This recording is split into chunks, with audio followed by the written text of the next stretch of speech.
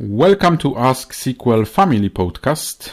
This is episode number 4, and our guest today is Mark Broadbent.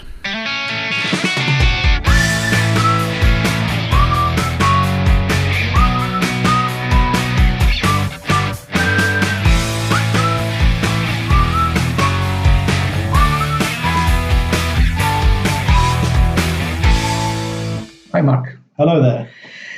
This is basically an interview about and show you as not only as a professionalist, Yes. but really as a, normal person that, you showing you habits, showing you what are you doing in your normal life, Yes. maybe not very private life, but Maybe not very interesting as well, but I'll do my best. you never know how interesting in.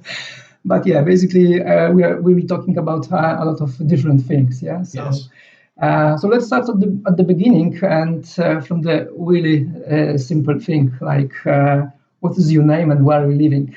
Okay, so my name is Mark Broadbent. I'm currently living in one of the smallest, not the smallest, but one of the smallest cities in England, which is called Ely. It's spelled E-L-Y. The reason it's called Ely is historically from the Middle Ages when the area was all underwater and it had lots of eels, and it's still well known for having quite a lot of eels. And that's about 50 miles outside of Cambridge. Okay, so that's why you choose the Cambridge for the event. Yeah, Exactly. A little bit. If I ever wanted to downscale, I'd move the event to Ely. Yeah.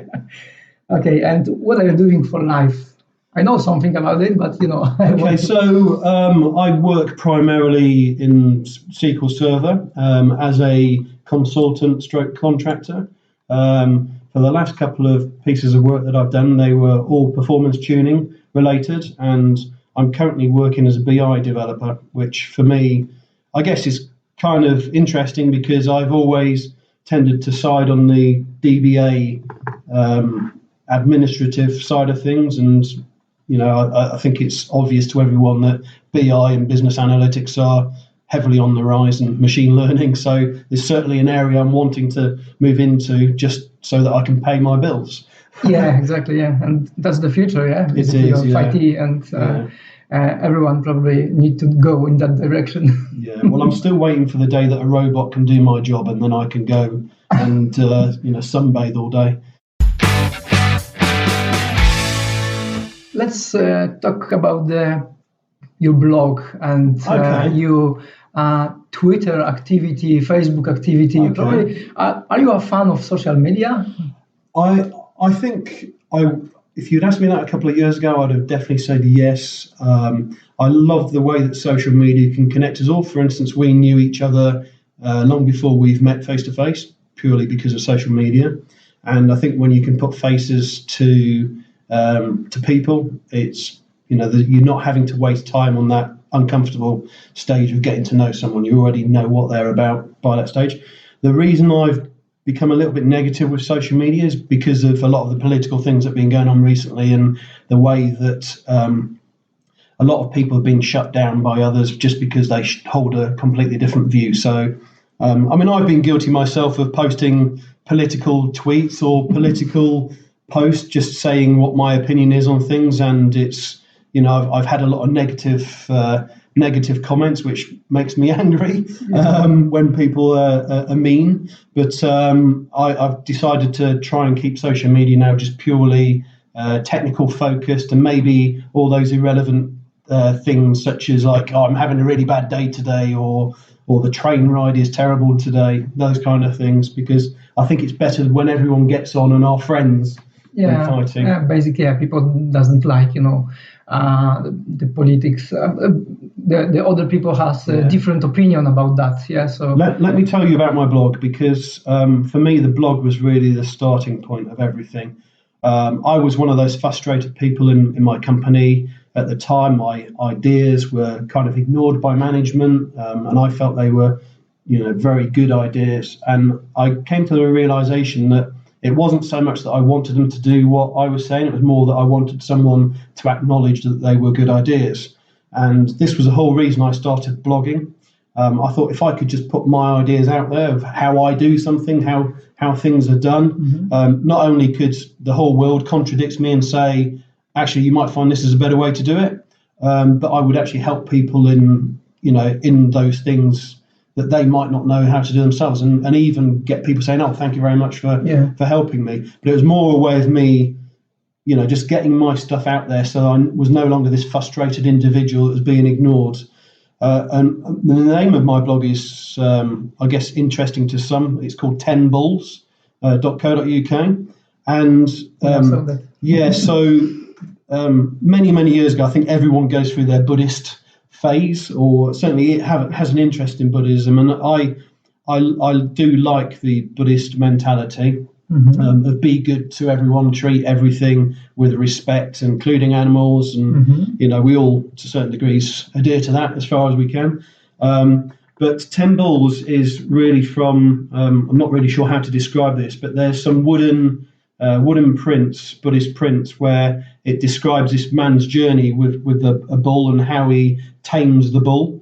And it's the 10 bulls are the steps to enlightenment. So that's what I've got on my blog, the description of the steps to enlightenment with SQL Server and a few other bits and pieces. 3 days ago, I go through those 10 points. I think Buddhist philosophy has a lot. Even if you're not religious in any way, shape, or form, it's a good lifestyle to have. I think.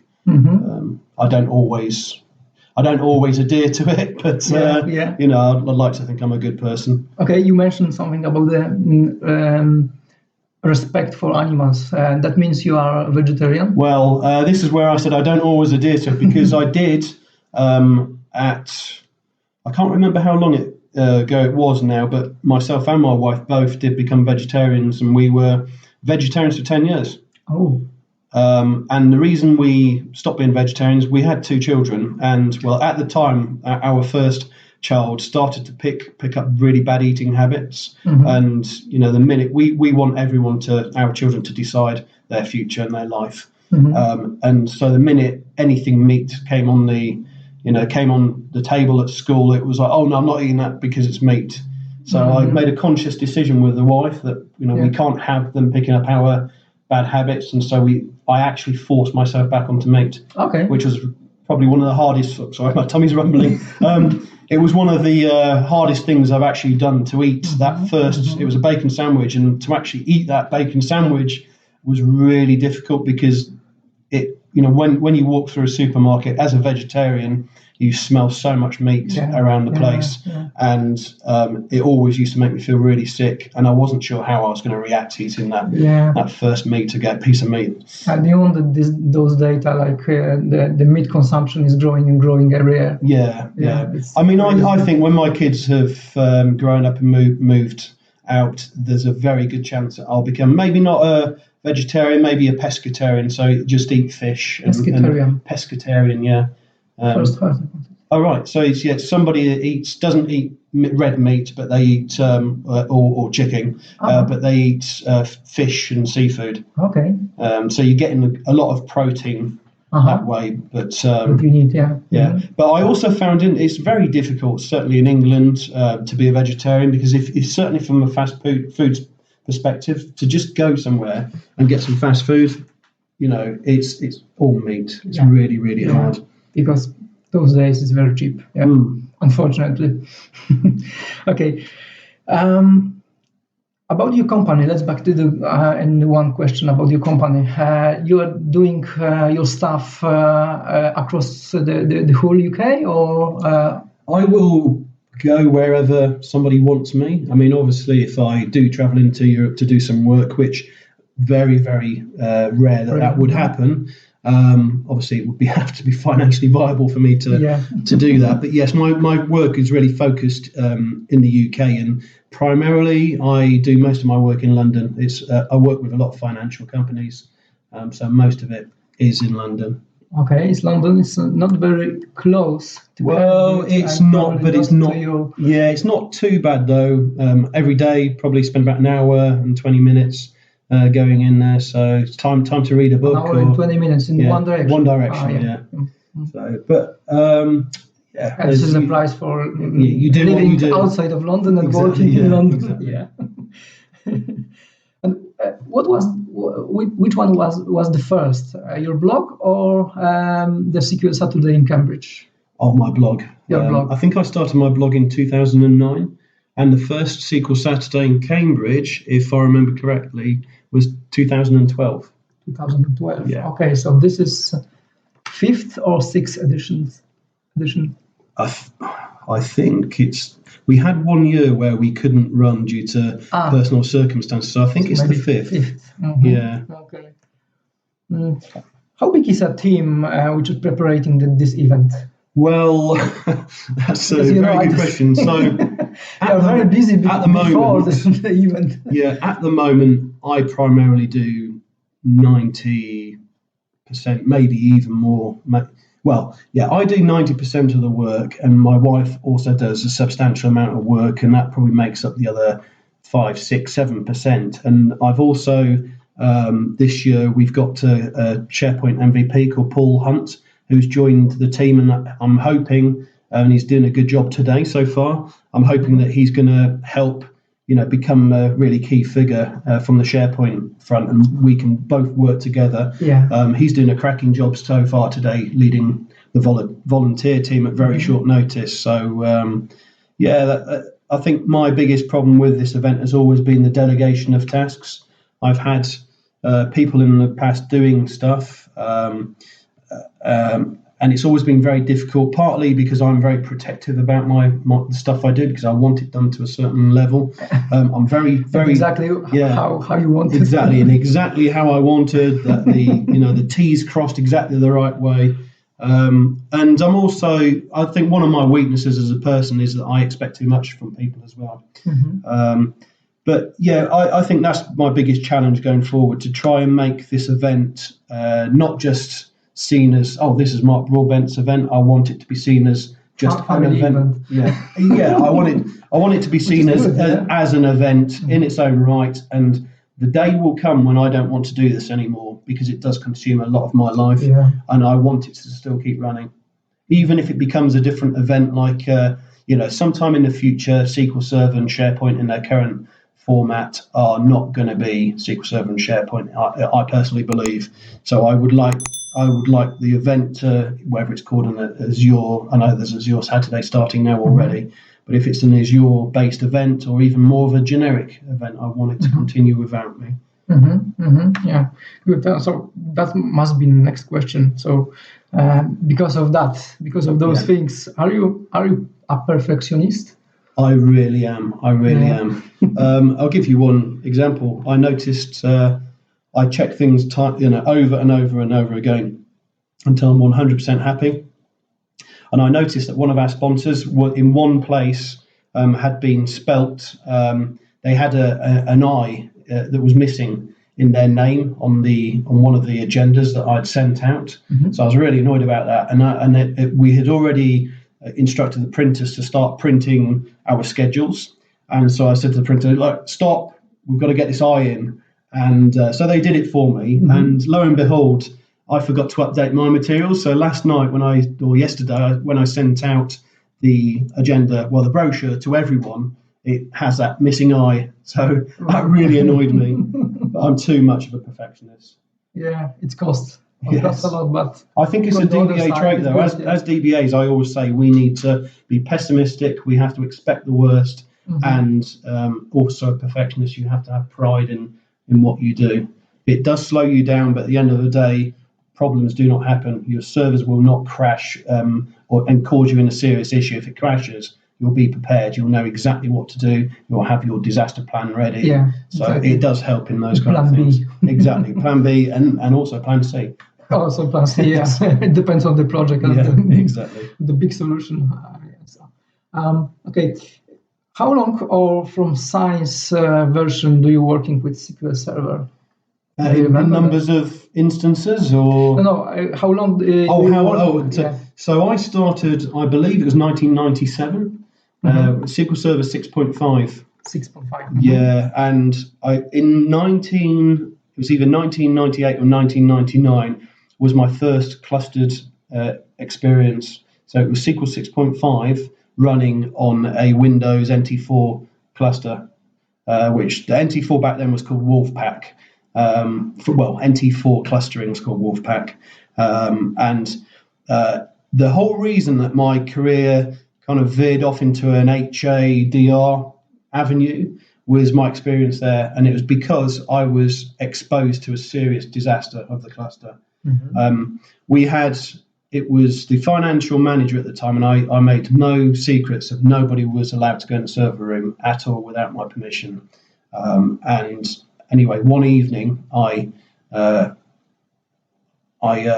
had the financial manager coming up to me and saying, we're going to the pub now. You're welcome to join us. But by the way, we've just had a vendor install some software on this server, and I hadn't noticed them going into the server room.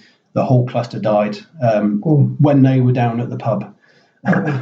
So that was a nightmare because I didn't know enough about how to recover the thing at that stage. And I spent a very bad weekend thinking that I'm going to have to just hand in my notice or just resign from the company because I could not bring their system back online, or I didn't think I could. So luckily by Monday morning it was up and running. And so from that experience I told myself I will never ever put myself in a situation where I don't know what to do. Exactly, yeah. So always have a plan B, and plan C. Exactly. Like you mentioned. And what kind of specific tools are you using during your work? At the moment, it is primarily SSIS development. SSIS? Yes. Okay. Which for me is good because when SQL Server 2005 came out, and this is when SIS was introduced, before then we had DTS. I both used DTS a lot, and I've also been exposed to SIS periodically since 2005. Every now and again I would go and write the old package here and there and never touch it again for another 6 months. And it got to a stage with me that I felt that I'd never really truly learnt SIS. So being exposed to it day in, day out now is really good for me, because even though I know SIS is not, I think it's still, it doesn't have enough love from Microsoft at the moment. I still think in many businesses SIS is going to be around for a very long time. And I think there are a few things coming in SIS that people potentially may like, but we'll see. We'll see on that. Still under discussion. Do you use some tool to compare the metadata between the code or and target server or something like that? From SIS perspective? Yeah, from SIS perspective, yeah. No, so I had my first exposure with BIML recently, which I think for in our company would be a godsend. But the problem is getting companies to accept software, and sadly they don't. And I don't have at the moment any code comparison tool for that. So it would be good to have something.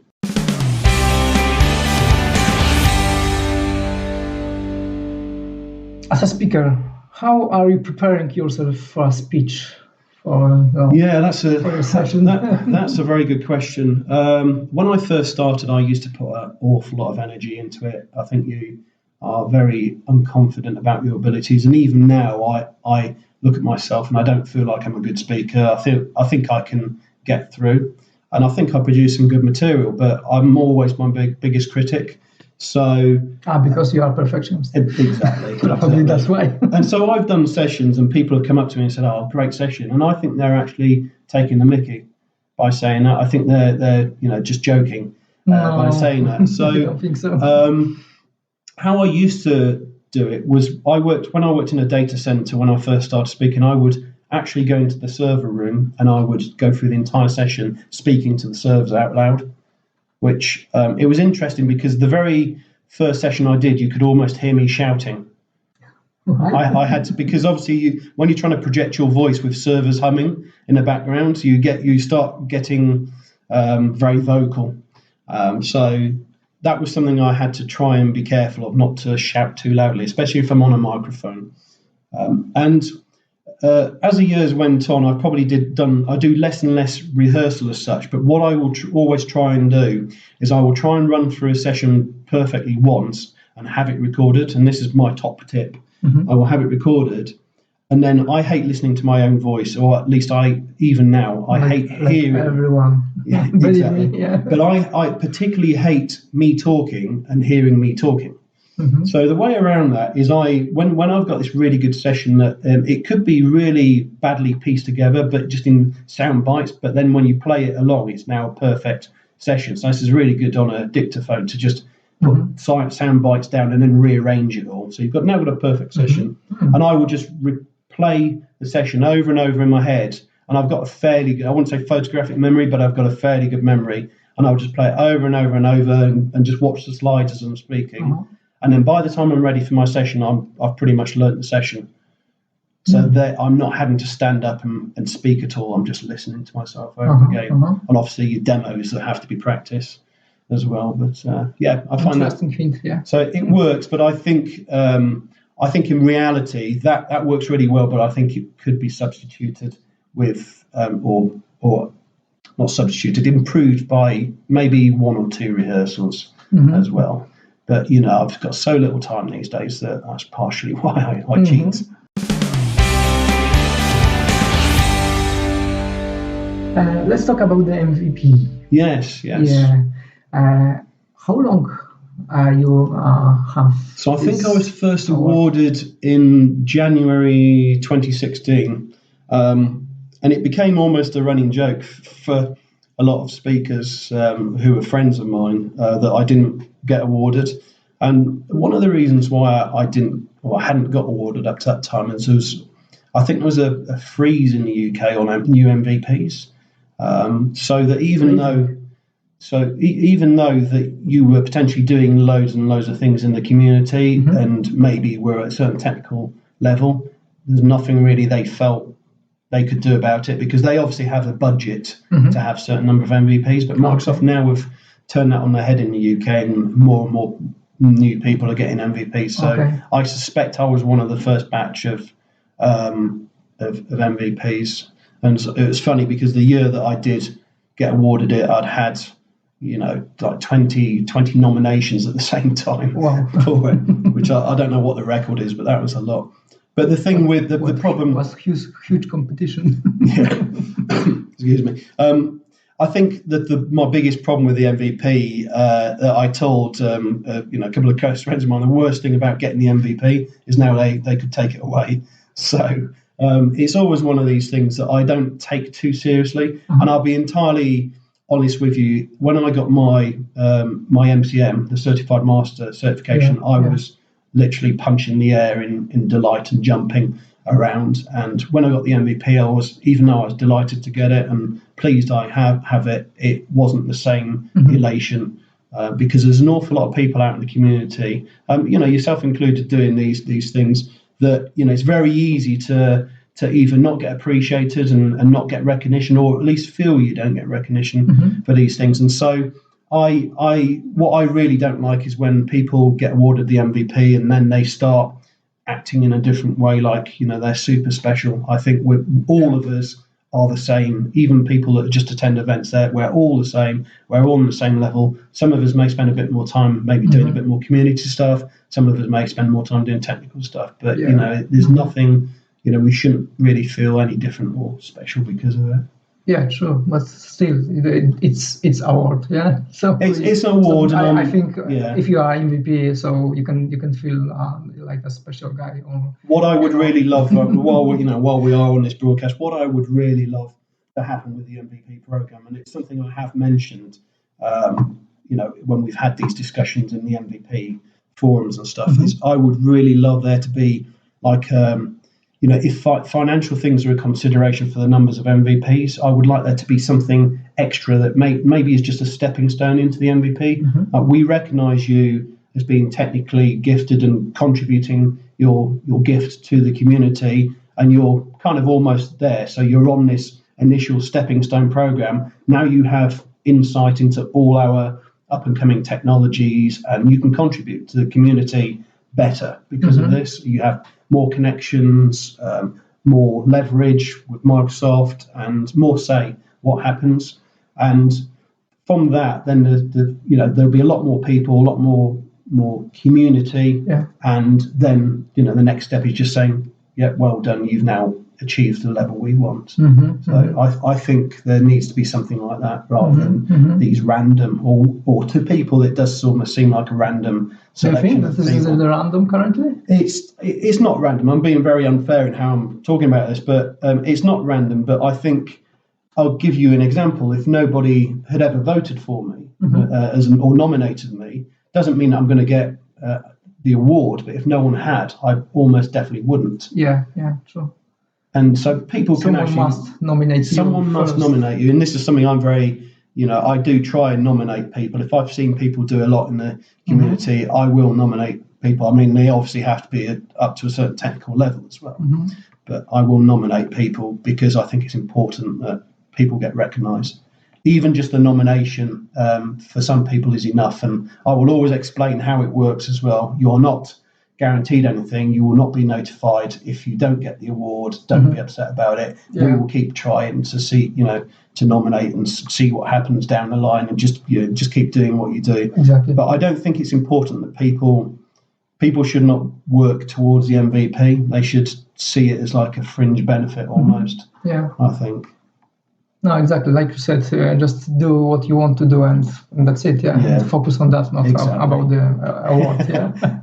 Do you remember your MCM exam? I certainly do. Yeah, I certainly do. So, I did it was almost the second strain of the MCM exam. So there was the version. Microsoft initially had the Ranger program, where people would have to physically be on Microsoft premises and would spend, if I remember correctly, it was either a week or 2 weeks there, and it cost about I think it was like £10,000 or £20,000 that you had to pay to do it.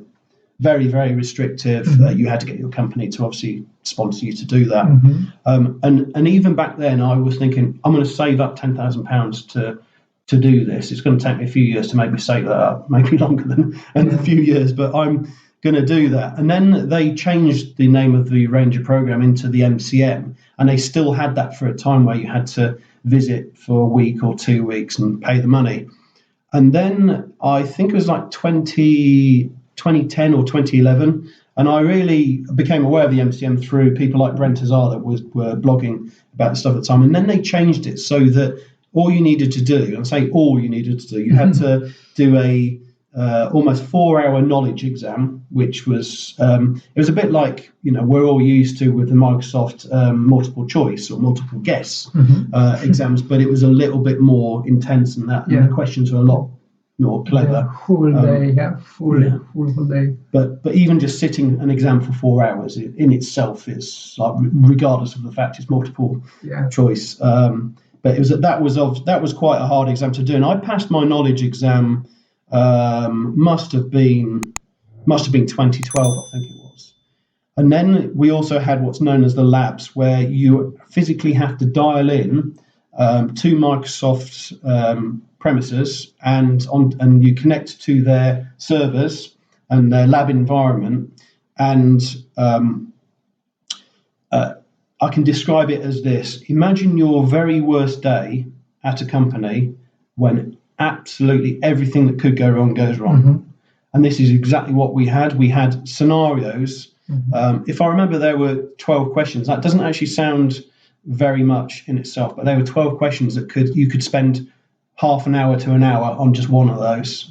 And so what you have to do is kind of look at these things and think, well, how long am I going to spend on this thing? And I don't think I'm breaking NDA saying this, but on the very first question, it was one of these gotchas where the solution, to arrive at the solution, it would take you, and it was a backup and restore one, to actually get the right answer would take you at least 30 minutes, if not longer, or could kill you for about an hour. And now you've got 3 hours left to do the rest of it. So that was like one of those little gotchas. It was one of the hardest things I've ever done. But it was also one of the best, I think. You also had a camera that was pointing on you and record, so they could actually see your movement. You couldn't see who it was, but they could see you, to make sure you weren't cheating or looking in books or asking your best friend who's maybe Brento's are, and asking him for the answers. But you were allowed 5-minute breaks to just go off and get a cup of coffee every now and again. And check the book again. Make sure your books were downstairs.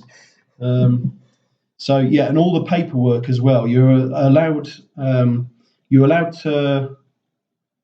I can't remember now if you actually were allowed to write anything down, because you certainly weren't allowed to take any paper away. But I'll tell you what I did. During the normal exam those days. What I did is right after the exam, after I'd sat in the lab, I actually wrote from my memory, just wrote everything down that I remembered. And I didn't pass first time at the lab, and you'd probably find most MCMs did not pass first time because it was that hard. But obviously I would then go and research things that I was very weak in, and then finally got the MCM. Good. I found out, I think it was like 5 o'clock in the morning, and then I had to go to work as well 2 hours later. So I'd been up most of the night, and I had to go to work, and I was literally punching the air, tweeting away how happy I was. There's quite a nice photo I have of some of my friends. You'll have heard of Edwin Sarmiento, probably, who's quite well known in the SQL and HA community, and he was on a SQL skills course with me, and there's a guy called Sean Gallardi as well, and Ryan as well was with us, and a couple of others, and there's a shot of all of us at a table, and everyone that you can see in the shot got their MCM before they cancelled it. So I really like that shot. It's really good. Wow, nice. So, congratulations. Well, thank you. It's just a shame shame they retired it, but there you go.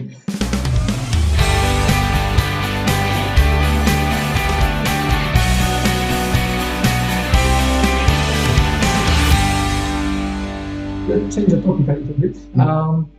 What is your hobby? Do you have any hobby? Wow, I used to have hobbies when I had a life. So I've got 2 young children. I guess any time that I'm not doing anything technical or business orientated or event planning or speaking, I'm generally just spending with them.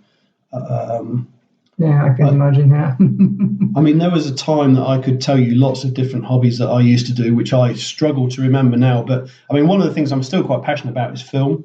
When I was a lot younger, I used to record every single film on telly, and I had a film book, like a thesaurus almost of books, of films and reviews of the films. And so what I would do is I'd watch the film and I'd give my own little review.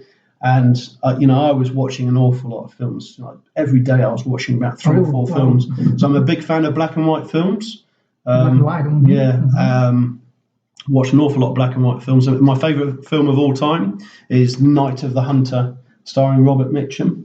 It's quite a famous black and white film. You'll see a picture. Robert Mitchum's a preacher who is actually imprisoned, and then he's released. He's a really bad guy. He's like the token bad guy, and he finds a widowed woman and who has two small children, and he basically marries her just to get her money, and then he kills her.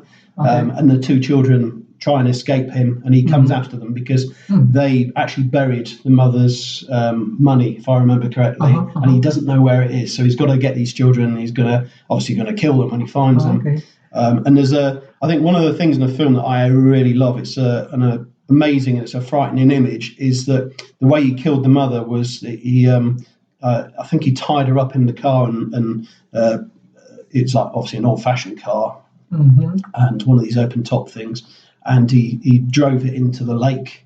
And so there's this amazingly horrific scene where these 2 children are fleeing Robert Mitchum, the preacher, and are rowing in this rowing boat over the water, and it's a really sunny day. The sun's shining through the water, and they row over the mother, the silhouette of the mother in this car, sort of tied up, and it's like, it's really a horrific thing, but it's also beautiful to see as well. It's I really love that film. That sounds very interesting. I must watch this film.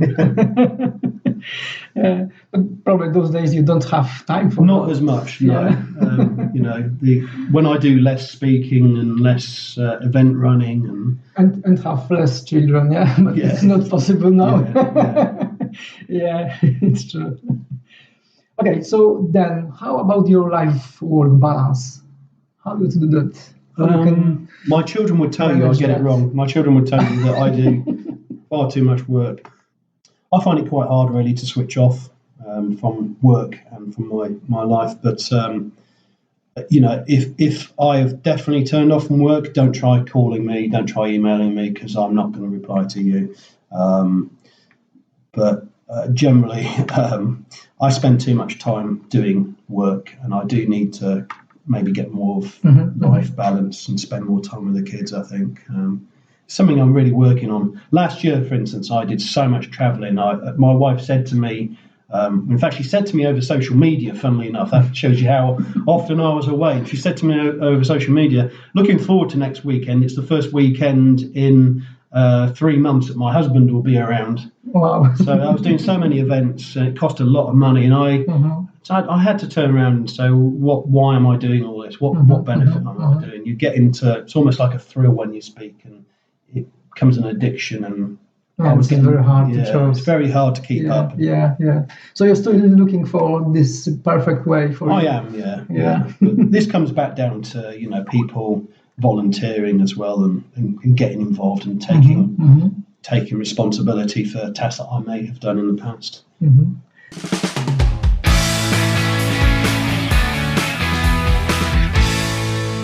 Yeah, basically, your children, it's what age of your children? 8 and 11. 8 and 11. Yeah. It's an interesting age. Yeah, I think it will be more interesting age in the next, let's say, 4 years. Well, 4 years, 2 years. Yeah, I'm not really looking forward to that. Really, to be honest, they're growing up far too quickly now. That's one reason why I want to be around more, just to I can imagine. Yeah, I had the same. Basically, I have the same. So, so I have 2 daughters, in age 1 and 4. Right, okay. So yeah, also I'm working in London, but the time to travel is 1 hour in one way and 1 hour back, and also I working a lot of things, and just also after the work I need and I want to do something after my job, for example, learning something new and checking something, or just assembly the podcast, or just put some post on my blog. So I just I just get more job on my back. I mean, I find blogging really time consuming now. Yes, it is. I never remember it taking so long before, but so I had a blog post that I did fairly recently, and it must have taken me 6 months to write, because I kept writing and thinking, no, it just sounds rubbish, and I kept going back to it and then adding bits, and then there came a day where I thought, I've got to get this pushed out. So I spent, it's like 5 hours I must have just been retweaking, and that's rubbish, and putting stuff in. And I did, and I pushed it out eventually, and it became, I can't even remember what it was now, but it was something really basic on SQL Server, but it was just, I don't know. It's to do with, I think it was doing financial counts or something like that. Conditional counts. And I pushed that out, and it was one of my biggest ever blog hits that I've ever had. Hundreds of hits within the first day, second day, third day, and I'm like, what's going on? This is crazy. So you found very hot topic. Well, I don't know whether something happened, or sometimes when people really well-known people repost you or whatever, you do get a lot of hits, and I wasn't sure if it was related to that or what, but it was strange. But that really showed me that don't try and be too clever on the blog. Just post stuff that is relevant to you. Okay. Keep it simple. Just get something out there that you're happy with. Complex thing. Or... My biggest problem was always like I don't want people to think, like, if you publish how to install SQL Server, for instance. Now you may think that's going to make me look like I don't really know what I'm doing, or that I'm a beginner, because who the hell doesn't know how to install SQL Server? So you take that mentality, but then I have another a blog post that I did, and it was how to install SharePoint 2013 on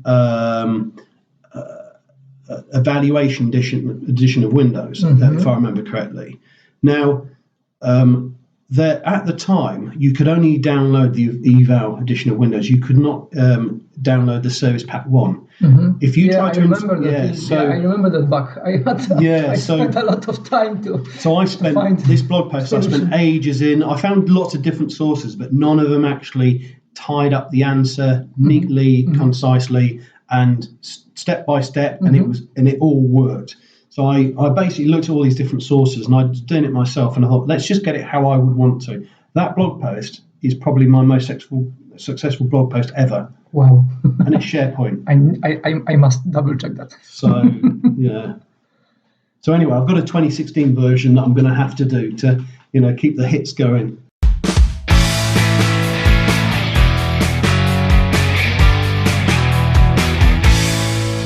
Okay, I got one more question about MCM. Maybe it was not yet posted, the question. So, Mark, do you think it was a good move from Microsoft that this program was killed like 3 or 4 years ago? That's a very, very good question. No, I don't.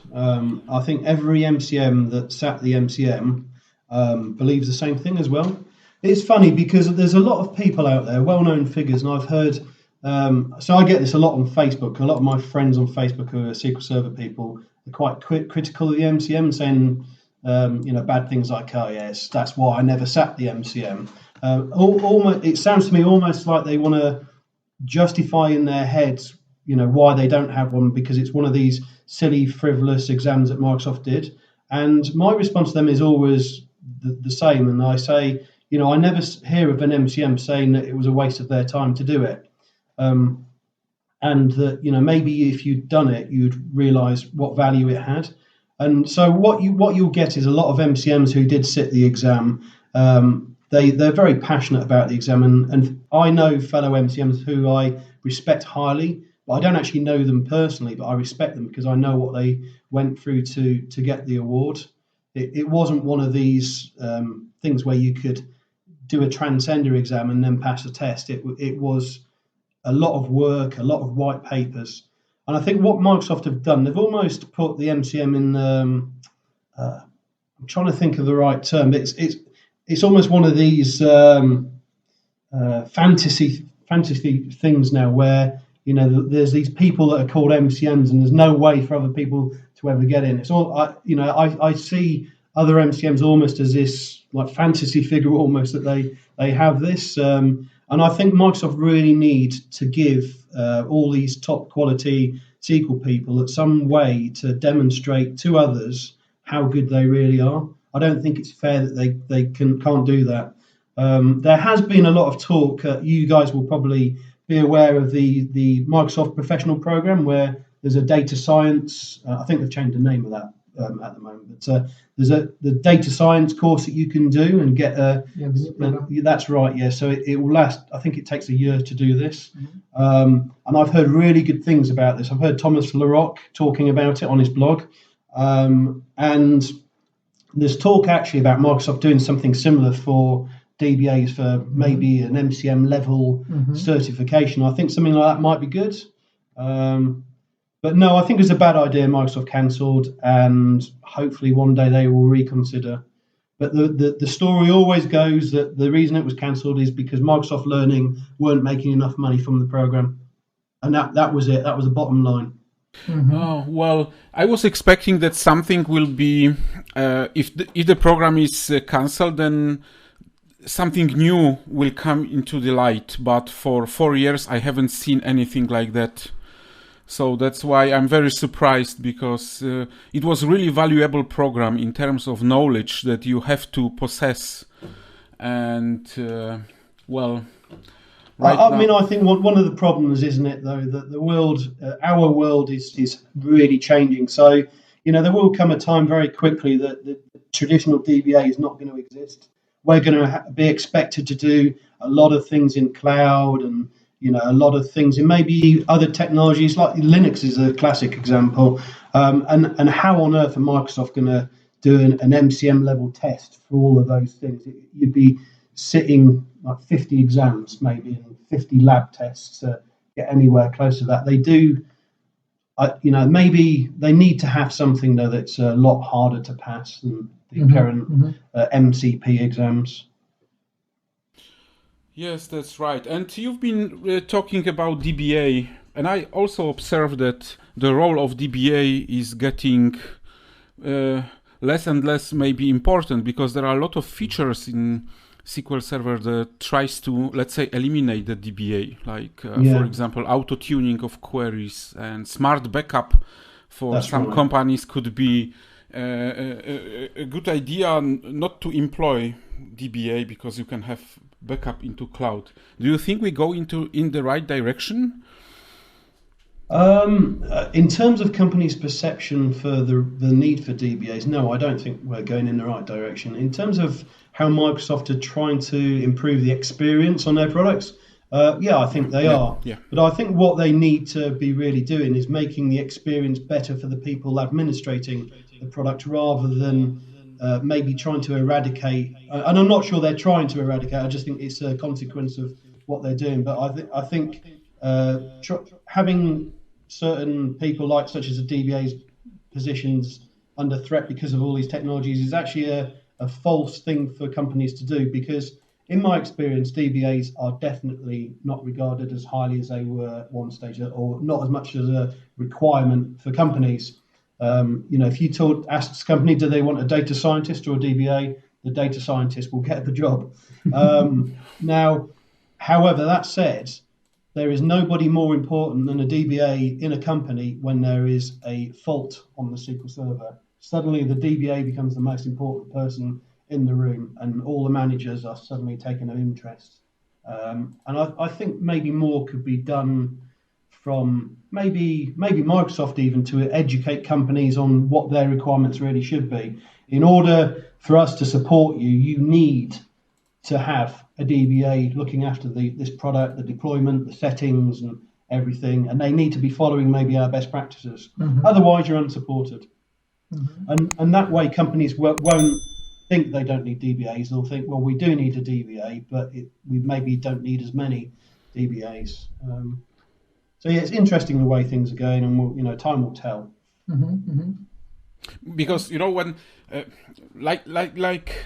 a few years ago, when DBA was really an important person, for example, Paul Randall has excellent blog, and many people other has excellent blog with great examples what to do in case of corruption or problems or failure. And right now DBAs are not going to be so useful. So in case of, could be very simple problem, and there will be no people around who can help you with SQL Server. That's my concern. Yeah.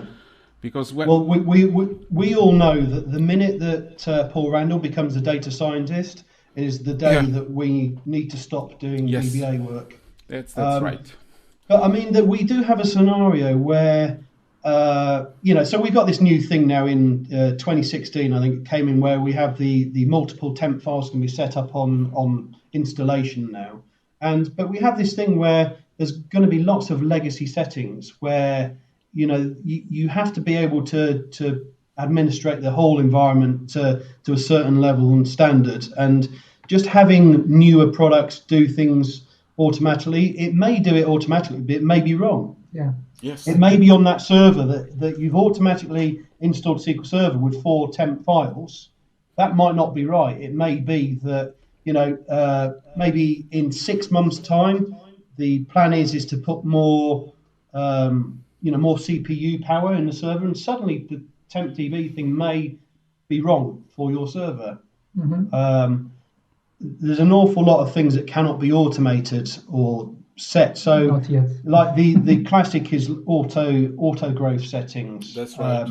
Where I personally I don't like auto grow at all, and I like to fill out as far as I humanly need auto grow, and I'll maybe allow it a few extra growths, because the minute you get an auto growth, you are in serious space, problems with space, and that you need to speak to someone about storage to get you more storage. But SQL Server can't make those decisions for you. I mean, maybe this is where machine learning comes in, that sooner or later, we're going to come to a time that the installer will know your habits and how you do stuff and how you have deployed other servers and make decisions. I mean, when that happens, we are definitely out of a job, but I can't see that happening for a while. Like for example, like for query store, this is I think a good example to, the DBAs don't have to spend a lot of time, analyzing the indexes, because the query store and the machine learning and those kind of things, and that feature can do that for you, and basically, probably I saw a couple of articles about it, and very likely it will do better than you, But imagine maybe not in every case. Imagine a situation with Query Store where we have, and let's say everything was automated, so it would keep swapping the plan to how it really needs to be automatically. Now imagine a situation where you have every plan that's created is wrong based upon the distribution of data. So every time a plan's created, it's wrong. Now, the Query Store is then automatically trying to give you the right plan. You'll get in a situation where this is constantly changing. So you have got a brand new bottleneck. There is no right answer here at all. And you need to say, look, just leave that alone. We cannot win whatever plan you choose. So I think by a lot of the automation that happens, we are potentially going to get new problems to solve. It's possible, but I'm thinking about some situation that it can help. I'm not talking about that. I agree. No, I do agree. That everything could be automated. So I think it won't happen so fast that DBAs won't be useful. Oh yes, but we definitely are going, in my opinion, in wrong direction. Maybe with this DBAs. Well, but this is another story. That's another story. This is a story for another long conversation, I think.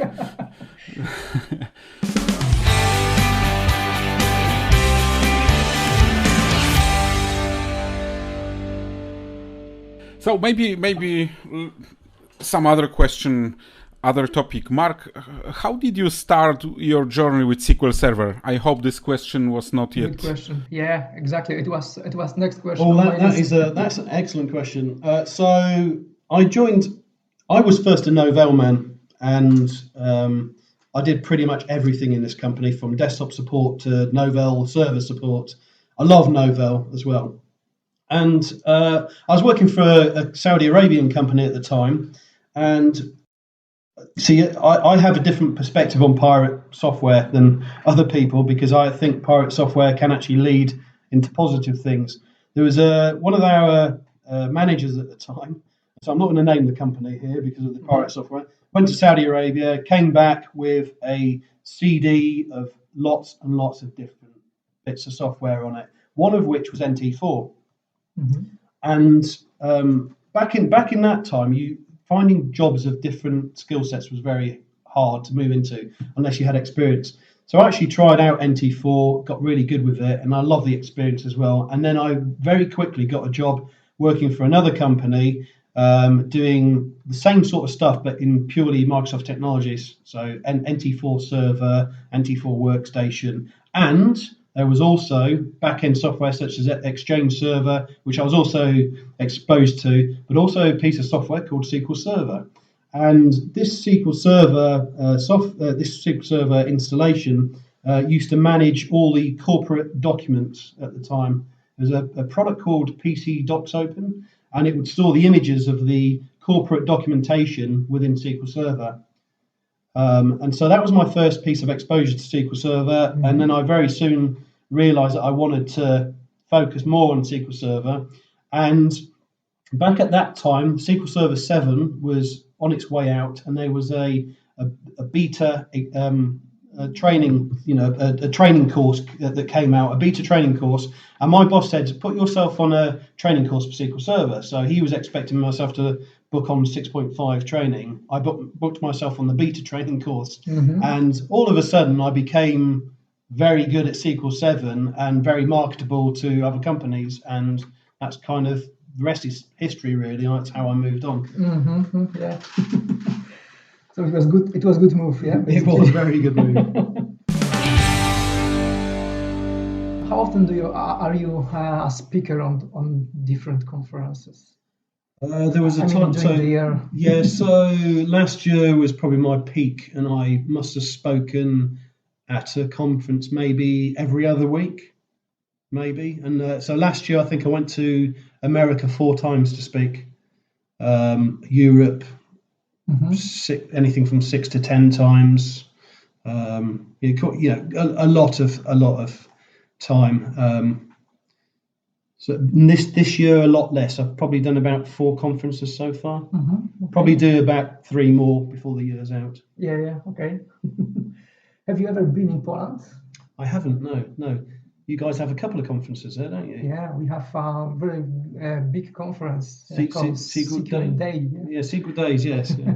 You must visit us. Yes, I would love to come sometime. So maybe I have one more question about these conferences and speeches. I bet you really like it, Mark. So talking to people, sharing knowledge, and give also experience from other people. So I definitely, there's something about it that I definitely love. Seeing brand new countries and meeting people and seeing that you potentially can make a difference to someone is great. There are bits about speaking at the other places that I'm not so keen on, and that's really just the being away from the family. We had this discussion earlier about I think it was offline, wasn't it, where we were just talking about work-life balance, and it's something I generally get wrong at the moment. So I do need to, try and focus a little bit more on spending more time with the family. But I obviously get a buzz out of it. Otherwise, I wouldn't do it. Maybe one more thing. How do you prepare if you know that there will be a speech and 500 people in the room? And how do you prepare?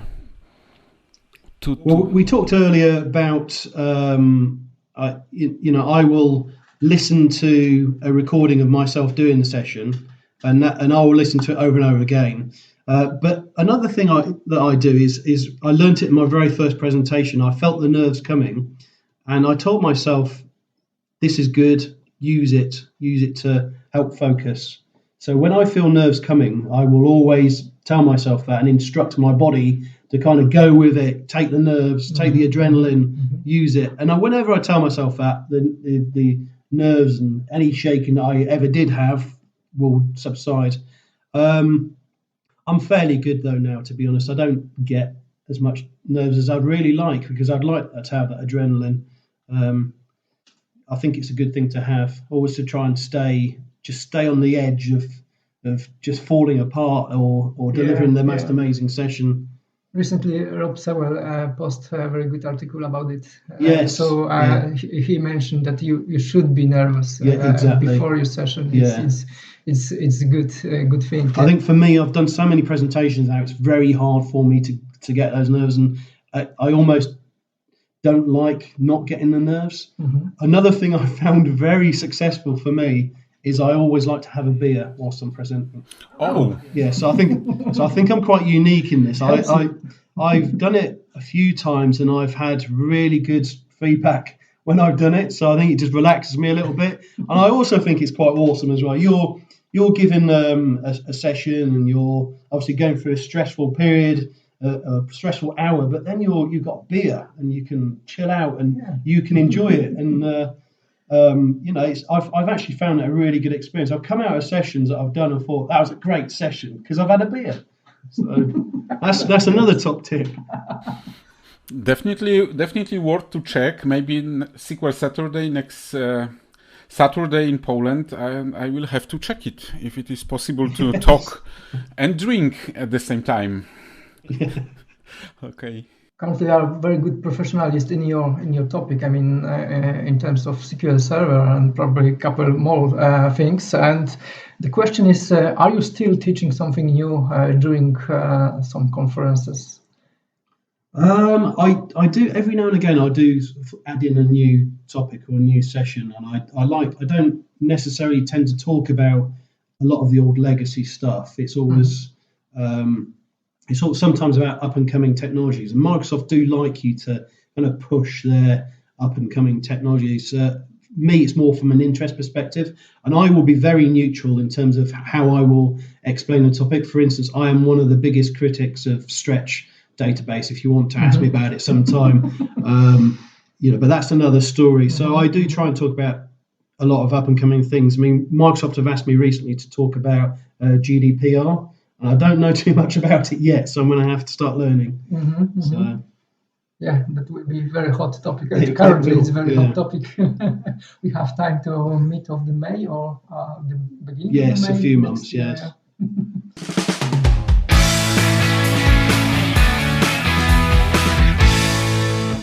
Which achievement are you satisfied the most? I mean, your achievements, of course. In life or in technical? Whatever. I think I would be an idiot not to say my children.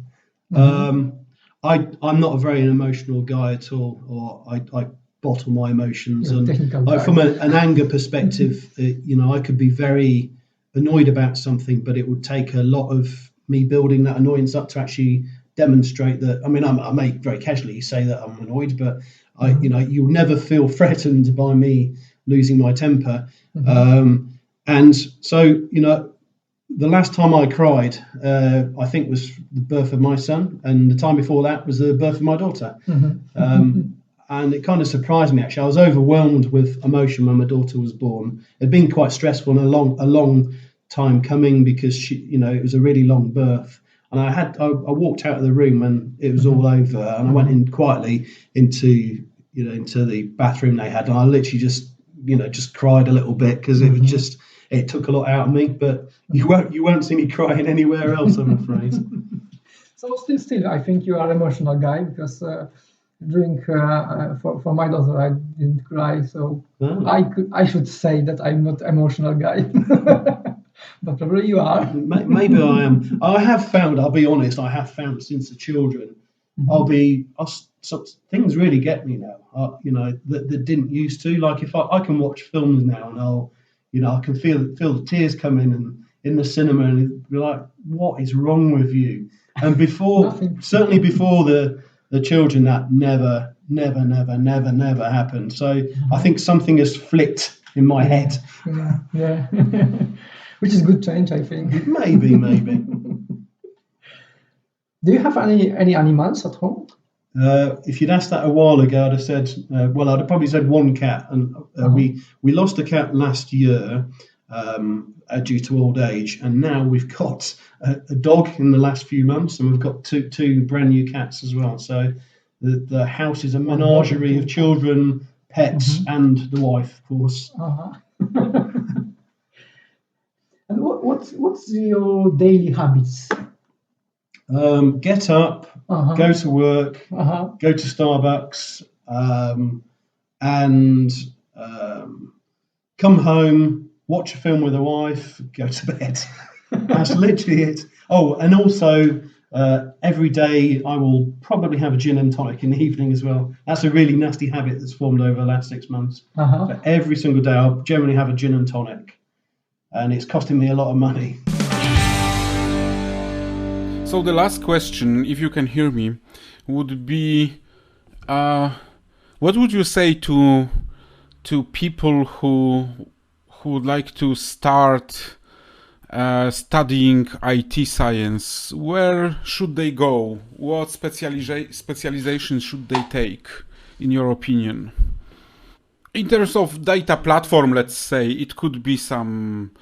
Yeah. So what... I would focus on the official training courses that Microsoft release. Like we mentioned the Microsoft Professional Program for Data Science. That's a really good thing to do, and it's also aimed at anything from beginners to intermediate people. I'm a great believer in books as well. I think I'm also a great believer in finding the right book for you. Many years ago, I was trying to learn C#, and I went to a bookshop. Obviously, bookshops don't exist as much as they used to back then. But and I went to a bookshop, and I had about 20 C# books. I just stacked on the floor, one after the other, and I sat down on a bench and went through every single one and just skimmed through it, read a paragraph or two, and I would put that one down and say, no, that's that sounds rubbish the way it's written, or just not digesting in my head. And finally, it was like nearly the last book that I'd actually got to, and suddenly it was beautifully written. Everything I understood that it said, and I bought that book and I read it front to back, probably several times, and learnt. But it's not very easy, to sit and review the book on the shop and decide which one you would. It's not, but you don't have to spend a lot of time sort of doing it. From one paragraph whether this author is going to really do it for you or not. So I think that's it. Just find the right book, find the right materials. I also subscribe a lot to Udemy as well, which provide a lot of online courses, and I find that it's mixed, some of the courses, but just get as much stuff as possible. We've got Pluralsight as well that you can generally get through your company. Get a lot of subscriptions for free from events, give them away, and user groups. So there's a lot of stuff out there. Yeah, currently there's a lot of information in the internet. There's too much, really. Yeah, exactly. But I think the most important thing is that we have to learn every day, and we cannot stop learning because the technology is changing so quickly and new things come into the light, so we cannot stop learning. And that's what I also think it's important. There's always that younger guy who's better than you, who's, he's left college, he's faster than you, he'll make more effort than you. And I certainly know from when I was younger, I could stay up till 4 a.m. learning something, and I'll go to bed for 2-3 hours, go into work, and I'd be tired, but I could do it. Now, you would not even get me going past, apart from organising my event, you would not get me going past, 12 o'clock to do learning. I want my bed, I want my sleep, I need it. Exactly. So, we have got to stay ahead of the curve. Yeah, we are not young guy. So, well, speak for yourself. We need some sleep. Sorry. Okay, at the end of our conversation, Mark, tell us where we can find you. So you can find me through my blog, which is tenballs.co.uk. I do look around Twitter under the name of Retracement. Maybe don't do as much Twitter as I used to do, but I am there. Potentially you can send me a LinkedIn invite, although I don't tend to look at that often or accept people on that often. I just never get around to doing that. But the main thing is, if you do need to get hold of me, send me a tweet, and even if it's just to ask a simple question about something, I will do my very best to accommodate and communicate, or even point you to someone that can. So. And obviously the people can find you on the SQL Saturday Cambridge. They'll see me lurking around. If you come to SQL Saturday Cambridge, they'll definitely see me lurking around. I'm the guy that's looking stressed and unhappy. No, you don't. Yeah. Okay, Mark, thank you very much indeed. Thank you for having me. It's been a pleasure. Thank you. Thanks. Have a great day in Cambridge today. Thank you. You too. Cheers. Thank you. Thanks, Simon. Thank you for joining us, listening this podcast, and time spent jointly. You can find this podcast on website sqlplayer.net. Share this episode if you like it, and let us know if you want to hear a specific person from SQL community, or maybe about interesting topic or technology.